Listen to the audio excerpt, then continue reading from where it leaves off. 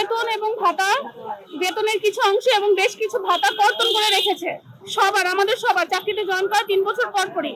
তো আমরা 3 মাস পর পরই চাকরিতে জয়েন করা 3 মাস পর পরই তারা আমাদের বেতনের কিছু অংশ কর্তন করে রেখেছে এবং বিভিন্ন সময় বিভিন্ন ভাতা, চর ভাতা, পাহাড়ি ভাতা এগুলো দিচ্ছে না, যেগুলো সরকারি চাকরির রুলস এগুলো দেওয়া।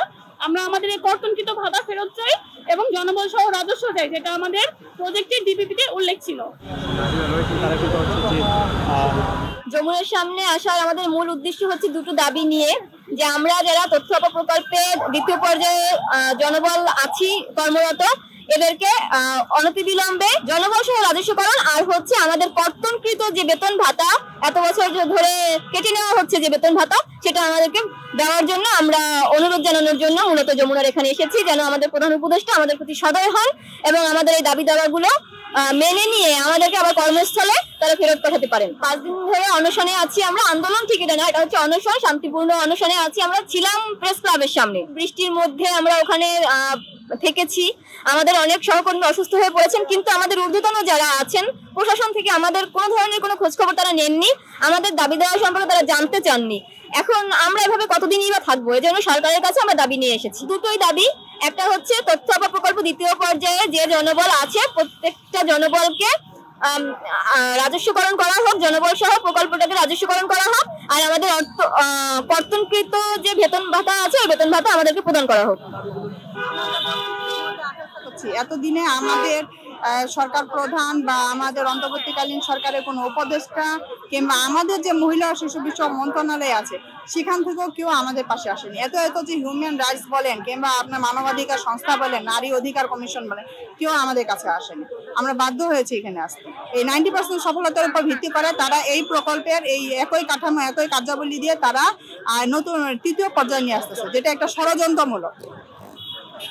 আমরা মূলত প্রথমত প্রেস ক্লাবের সামনে আমরা দীর্ঘ 6 দিন যাবত দিন রাত আমরা এখানে স্টে করেছি। সেখানে কোনো আমাদের মন্ত্রণালয়ের কোনো প্রতিনিধি যান নাই, সরকারের কোনো প্রতিনিধি যান নাই, নারী অধিকারের কোনো প্রতিনিধি আমাদের সাথে যোগাযোগ করে নাই। আমরা যোগাযোগ করার চেষ্টা করছি, ওনারা বলেছেন এইসব কথা শোনার ওনাদের সময় নাই। তো যার কারণে আমরা কোনো আশ্বস্ততা না পেয়ে আজ এখানে এসেছি। আমাদের শুরুতে যে স্যালারি ছিল সেই স্যালারিটা কেটে আমাদেরকে কম করে দেওয়া হতো। বাকি যে স্যালারিগুলো আমরা বিগত 7 বছর ধরে পাবো সেই স্যালারিগুলো আমাদেরকে বুঝে দিতে হবে। এবং আমরা 7 বছর হলো এখানে কাজ করতেছি, আমাদের ম্যাক্সিমামেরই বয়স শেষ হয়ে গেছে। তো আমরা গ্রামীণ সুবিধা বঞ্চিত মহিলাদের এতদিন সহযোগিতা করে আসছি উপজেলা লেভেলে প্রত্যন্ত এলাকাগুলাতে। সেই ক্ষেত্রে আমরাই এখন চাকরি হারা হয়ে গেলে সেই অসহায় মহিলাগুলাকে সহায়তা করবে কে? আমরা তাদের একটা নির্ভরশীল জায়গা তৈরি করেছি। এখন যদি আমরা না থাকি তাহলে আমরা তো হতাশ হয়ে যাব বা চাকরিচ্যুত হয়ে যাব, সাথে গ্রামীণ সুবিধা বঞ্চিত মহিলারাও বিভিন্ন সুযোগ সুবিধা থেকে বঞ্চিত হবে। এই জন্য আমাদেরকে যদি এই মুহূর্তে রাজস্বতে নেওয়া সম্ভব নাও হয়, পদ সৃজন করা সম্ভব নাও হয়, তাহলে যেন আমাদের 3 থেকে 5 বছর মিনিমাম সময় বৃদ্ধি করা হয় প্রকল্পের মেয়াদ দ্বিতীয় ফেজে। আমরা এখানে যারা আছি সবাই গ্রাজুয়েশন কমপ্লিট। তো সেই ক্ষেত্রে আমরা তো এখানে আমাদের যোগ্যতা প্রমাণ করে এসেছি এবং আমাদের ডিপিপি অনুযায়ী আমাদেরকে আমাদের মানে রাজস্বকরণের কথা বলা ছিল, তারপরও কেন এটা হবে না?